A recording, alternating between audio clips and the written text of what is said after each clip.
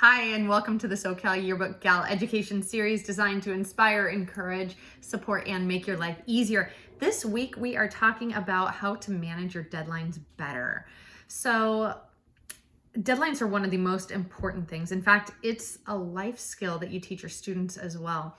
So, one of the ways that you can teach your students this important life skill is to give them a little bit of a bumper to begin with. Give them a little bit of wiggle room and grace to begin with. So one way that you can do that is by taking a look at your deadlines and backing them up a week for the kids. So kids, if you're watching this, you don't know.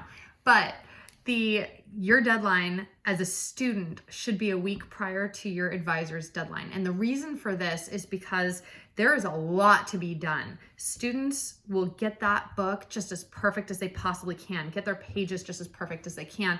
And then those perfect pages will be sent to the advisor. And then the advisor will typically find things that are wrong or find little elements that need to be changed or shifted, or they're just really good at catching stuff. So let's give your advisor a week to catch that stuff, and advisors take advantage of that. So what I used to do, I used to have a workflow in my classroom where my students would submit their pages if they were working on either the copy or the design or the photography. They would have that. They would have internal deadlines for those elements, and then those would be put onto the spreads. And then once the spreads were perfect, the editor would take a look at the spreads. They would make sure that everything looked good. And then all those spreads would go through the entire circle. I mentioned this in a previous video that every single page in my classroom used to go through every single student. So when the pages go through, I have my classroom set up with a bunch of desks in a circle.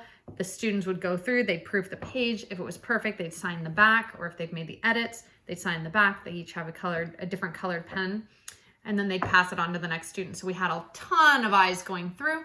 You could have your editors make those final corrections, and then if you need to, send them back through the circle again, or they can go straight to the advisor. And then the advisor will have that week before the plant deadline to get everything kind of figured out. So how do you do this? Because that's how you can get from point A to point B. But what if that spread isn't done? What if those photos aren't taken?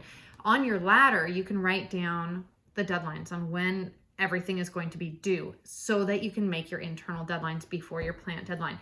So first of all, on that first deadline, your fall deadline, you'll probably want to have your portrait pages done at that fall deadline, because there's a lot of portrait pages. The portrait pages are the ones with the mugshots on them and the names. So if you want to spruce those up and make them cute, let's put a sidebar on there. But all the stuff in the sidebars on the portrait pages should be fall events. Maybe it's an event that happened at the beginning of the school year. Maybe it was the first day of school. Maybe it was some fall sport, or something that you can do as a little sidebar to spruce up those pages.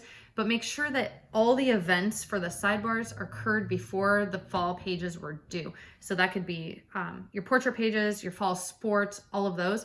Have an early deadline on that. If you can keep these to complete signatures, that would be ideal. Also helps the plant out. We can print your pages before the rest of the book comes in. So if you have one complete signature done, we can print them off and we can just stack them and save them for you for when you're done with the rest of the book. And then after you've gone through that whole process, you have the proof circles, it's gone through the editing, and then the advisor's job is done. Then you can go ahead and submit those pages to the plant well ahead of your deadline.